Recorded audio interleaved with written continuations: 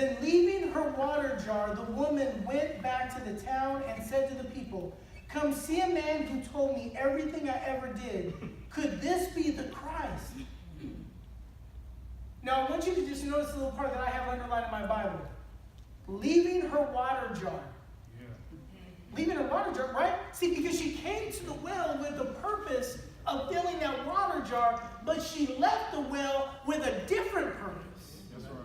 See, because once Jesus intervened in her life, her purpose that she once had now changed. And now she's going to go back and tell everybody about this prophet who had told her all this business about her life. Then you continue, look at verse 30. They, meaning the people that she's going to reach out to, they came out of the town and made their way towards him. Then if you skip down to verse 39, talking about those that made their way, it says verse 39, many of the Samaritans from that town believed in him because of the woman's testimony. He told me everything I ever did. So when the Samaritans came to him, they urged him to stay with them, and they stayed 2 days, and because of his words, many more became believers. Verse 42, they said to the woman, "We no longer believe just because of what you said. Now we have heard for ourselves, and we know that this man really is the Savior of the world."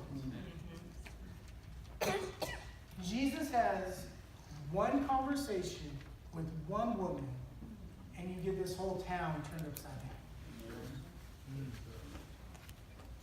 See, if he had started off Jew-Samaritan battle, right? If he had started off Jew-Samaritan, I'm a Jew, you're a Samaritan, we don't talk, then you would have never had the transformation that took place. Amen. But he started off talking about water. Why water? Because that was her purpose. You see what I'm saying? Right? See, we need to relate to people on the areas that are common ground. We all want to drink, right? We all want to eat. We all want to take care of our families. We all want a little bit more money in the bank account. We all. And we need to stay in that and stop looking for every way that we can say, "You're different than me." Amen. Of course you're different than me. Amen. But there's so much about us that's the same. Amen.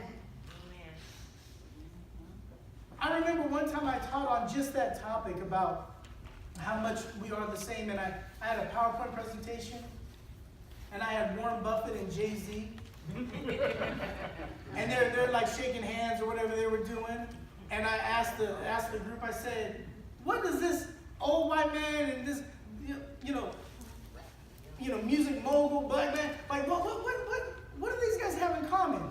Money. Yeah. Right? Yeah. See, if they can get along, we can't get along. I mean, we want to get mad at what high school you went to. See, it's a sore subject. I'll get back to But do you see? They figured it out.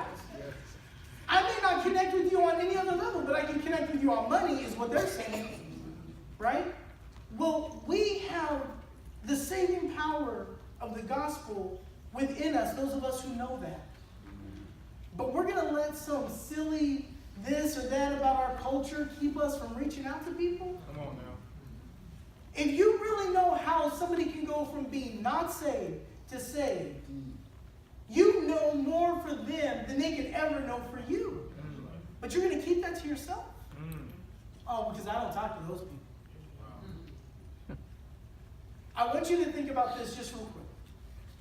If we were just to stay, and I'm not going to ask you to turn these passages, you can make notes, whatever you need to do. But if you just stay in the Gospel of John, you have Jesus in chapter 2. He's the new wine, right? Jesus is the new wine that tastes better than the old wine. Right. Then you get here in chapter 4, right, where he's the living water. Right. You get over to chapter 6, where he's the bread of life, right? You get into chapter 8, where he is the great I am. You get over into chapters 9, 10, and 11, where he's the way, he's the resurrection and the life. He's the bread of life, if I already said that. Right? You go chapter by chapter, all these things that Jesus is. And what we need to do is we need to know our Jesus so much. We need to know him so much that when we deal with people, we can say, "Oh, let me see what part of Jesus this person needs. Oh, so you're thirsty.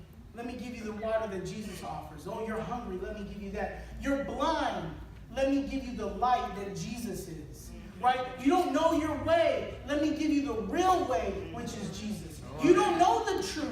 Let me offer to you the truth. You are in depression because you don't find hope. Well, let me tell you, Jesus is the resurrection and the life. You see, right? That's what we need to do. We need to know our Jesus so well that as we interact with people in our communities, in our schools, at work or wherever, that we can say, I know a part of Jesus you need. Because their first connection to Jesus may not be the same as your connection. Amen. Because there may be a part of Jesus that needs to enter their heart from a different door than the door that you came in. Because Jesus is, chapter 10, he's the door, he's the shepherd, right? For that one that's wandering lost. You know, so many, no offense young people, but so many young people, I don't know what I want to do, so I'm just stay at home, right? You know what I'm saying? Right? And that's what you as parents say, no, Jesus is your shepherd.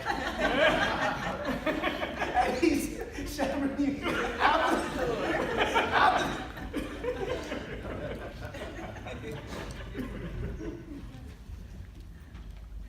I'll just let you think about that.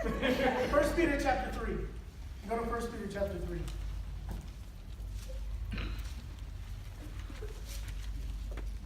It just got real awkward in here.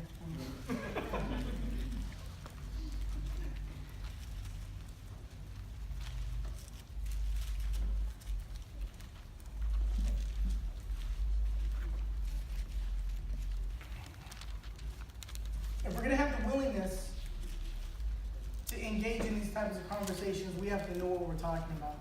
Amen. 1 Peter chapter 3, verses 15 and 16.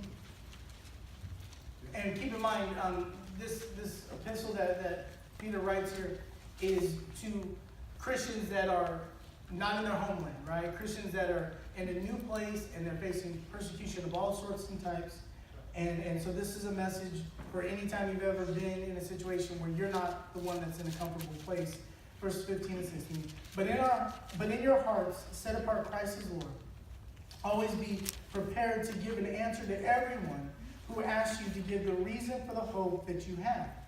But do this with gentleness and respect, keeping a clear conscience, so that those who speak maliciously against your good behavior in Christ may be ashamed of their slander. See, his advice here that's still true for us today is we need to be able to give an answer for the reason for our hope. Amen. And saying, well, that's what my grandma told me, doesn't cut it. Come on. It doesn't cut it. Because what happens is, you go to school, right? You were raised by, well, whatever grandma said. You know, well, grandma said Jesus loves me, right? Okay, and grandma said this, and grandma said that. Then you go to a school where somebody says, grandma told you a lie, and that book that you read, that Bible, is a fairy tale, and let me give you some truth, you know, and then want to spout some stuff about evolution or whatever the case may be. And let me explain to you why that works. You think, well, wouldn't grandma's word trump their word? And here's why it doesn't work. Because when you go to school, you start off in something like kindergarten, and they teach you the A, B's, and the C's, and they work, right? Then they teach you the 1, 2, 3s, and it works. Right. So then when they tell you you came from monkeys, you think, well, they were right about the A, B's, and C's, and the 1, 2, 3s. They must be right about this. Maybe you can wrap it up. I'm over. Hold on, let me write it down. Right? But does it make sense? See, teachers become who says. They become, well, where do you get that from? Well, the teacher said. The teacher said. The teacher said. And so we have to, as parents, as Bible class teachers, as preachers, whoever, we need to know enough about the truth of our origins, meaning how did this world get here? And why are humans humans and a lizard is not a human and never was, we never were them and they were never us. We need to know that, because if we do not have a proper defense for why we believe what we believe, we'll never be able to convince somebody who's been raised in the school system to ever listen to Jesus. That's right. Okay? Now I want you to notice the second part here, verse 16. Keeping a clear conscience, so that those who speak maliciously against your good behavior. Amen. See, we also need to be people of good character. Amen. Because people can smell hypocrisy a mile away. Amen. And if I come to you with my Bible and I'm thumping it and I'm this and I'm this and I'm this and I'm this, and then look at your lifeline. Amen. You want me to be like you? Well, that's a downgrade. Yeah. You see what I'm saying? So what we need to make sure we do is we need to make sure that first, long before we ever are opening up our Bibles, that they see our Bibles in our life. Amen. Okay? And I believe this for a long time, and you can disagree with me, and that's fine, because I probably won't be asked back anyways. But once I find out I'm completely, he ain't coming back. But people will often fall in love with God's people before they ever fall in love with God. That's right. They're going to fall in love with God's people. They're going to see something in you that's different, that's special, that's unique, that they're not finding anywhere else. And then, what's different about that person? And then you get an opportunity to say, what's different about me is not me, but it's the God that lives in me. Right? And so, don't miss verse 16 about the good behavior. Because the easiest way to end that conversation is to be talking all about Jesus and then not see any of it in your life. Amen. Go over to Colossians chapter 4. I'm going to give you Colossians chapter 4, and then we're going to look at Acts 10. I want to just couple what we see here in Colossians 4 with that passage in 1 Peter.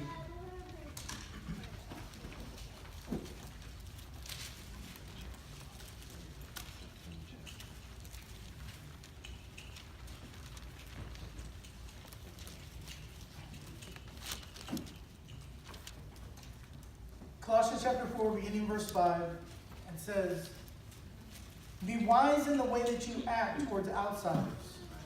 Make the most of every opportunity. Let your conversation be always full of grace, seasoned with salt, so that you may know how to answer everyone." Right? Do you see how these passages all come together? Yes, sir. Right? Because Jesus himself didn't talk to everybody the same way. Right? How he talked to that woman at the well is very different than how he talked to the Pharisees. Amen. Because he was dealing with a different person with a whole different mindset, a whole different knowledge base. Right? And so we need to know how to talk to this individual versus this individual. Some people need a stern word, but some people just need an arm around the back and a little hug and some encouragement. And we just need to have the wisdom and pray for the wisdom that God will help us to know how to act wisely. And to make sure that while I teach truth, it's always seasoned with salt from the grace of God, right? That I'm tactful so that I'm not offensive. And I just want to insert this. This is a 2019 sermon. You wouldn't have said this, 10, 15 years ago. But be careful what you put out there on Facebook or Instagram or whatever, Twitter or whatever. Be careful. Because you may be cutting people off who they're never going to ever listen to you talk to them about Jesus because you offended them every day with what you put out there. Right? I'm not saying be dishonest or whatever you believe. I'm just saying be careful. Be mindful. Say, when I put this out here, is this going to incline someone to want to have a conversation about Jesus with me? Or is it going to discourage them? Think about it. Because we can win all sorts of wars about who the president is and this and that. We can be like, I'm going to get him here. Bam, take that. Right? And I may get a point over, right? But I may also lose an opportunity to share what really matters, which is this thing right here about thinking souls. That's right. Okay. So let's go to Acts chapter 10. Go to Acts chapter 10.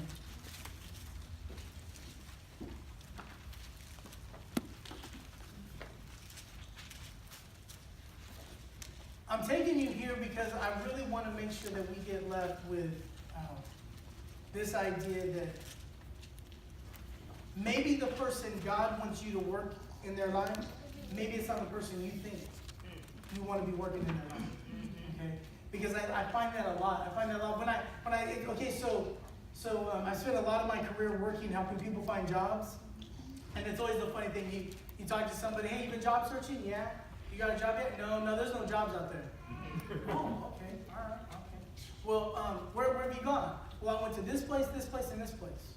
And they're not hiring. Oh, so in all of Bakersfield, there's just 3 places. Right? But there's no jobs, because you went to these 3 places. Just happen to be 2 blocks from where you live, and that's it. But you went to 3. same thing. Oh, there's nobody who wants to hear the truth. Well, who do you talk to? This person, and this person? Oh, well, let me see. Well, they all look just like you. All I'm saying is sometimes we do the very same thing. Sometimes we just talk to a couple people that we're comfortable talking to, and we need to understand that God had to work in that type of situation 2,000 years ago. So Acts chapter 10, look at verse 9. And about noon the following day, as they were on their journey and approaching the city, Peter went up on the roof to pray. He became hungry and wanted something to eat. And while the meal was being prepared, he fell into a trance. He saw heaven open and something like a large sheet being let down to earth by its four corners. It contained all kinds of four-footed animals, as well as reptiles of the earth and birds of the air. Then a voice told him, "Get up, Peter, kill and eat." "Surely not, Lord," Peter replied. "I have never eaten anything impure or unclean." The voice spoke to him a second time. "Do not call anything impure that God has made clean." This happened 3 times, and immediately the sheet was taken back into heaven. I want you to notice, you get into verse 34, so stay in the same chapter. We're cutting out the middle part where he actually gets invited to go talk to this man named Cornelius, who was a righteous man, but who didn't know Jesus fully yet. You get into verse 34. Then Peter began to speak. "I now realize how true it is that God does not show favoritism, but accepts men from every nation who fear him and do what is right." See, what he's saying is, I got into Cornelius' house, and Cornelius is willing to listen to me, a former Jew who's now a Christian, tell him about this Jesus. Right? So I've got this Gentile military officer who's willing, fell at my feet. I had to tell him to get up. Right? This is what that vision was. The vision God was showing Peter really had nothing to do with food. It had everything to do with people. And Peter had some prejudice against those Gentiles that God had to work in his heart to clear up. And so when he says here in verse 34, then Peter began to speak, "I now realize how true that it is." Like, intellectually, I knew that this gospel thing was for everybody, but I certainly didn't think it was for these guys, right? But I get it now. See, even the man who preached the first gospel message, God had to still work in his heart to sanctify him and purify him of his bias and his prejudice, so that he'd open his eyes to people that before just cut off. I don't even know you, right? Oh, I'm going to preach the message, and I'm going to preach it fervently, but I'm only preaching it to the people that are like me. People that are like me. And God said, we got to tear that door down, and we got to reach out to these people who also want the truth. So listen to it one more time, verse 35. The qualifications God's looking for. "But accepts men from every nation who fear him and do what is right." And I say that to say, how many people, anytime you have a lesson that deals with evangelism, they go talk to 2 cousins and a neighbor. The same 2 cousins and a neighbor that they always talk to. And that's it. I'm done. They say, "Brother Sanford, I did that evangelism thing. It didn't work." Right? When there's somebody who the veil's over the face. You just don't even realize, but they're hungry for it. And they would be willing to listen to what you have to say, but you don't talk to them. You don't talk to them. So as I leave you with this lesson, I want you to be mindful that you have to be willing to not have everybody in the world bend to you. You need to bend to them a little bit, right? You need to become the weak to the weak, and as to one under the law, as one under the law, and one who is without the law, as one who's without the law. You need to bend, right? You need to bend, right? And then you need to open your eyes to the fact that God may want you to go find Cornelius, even though you would have never talked to Cornelius had he not given you a vision and a personal invite. Open your heart and your mind to that. If this lesson has touched you in any way, if there's anyone who needs to come forward now, whether it's for prayer, for confession, or if you are not yet a Christian and you need to confess of those sins and confess Jesus as Lord and put him on in the waters of baptism, we'd ask that you come now together. We stand and sing. Restore my spirit.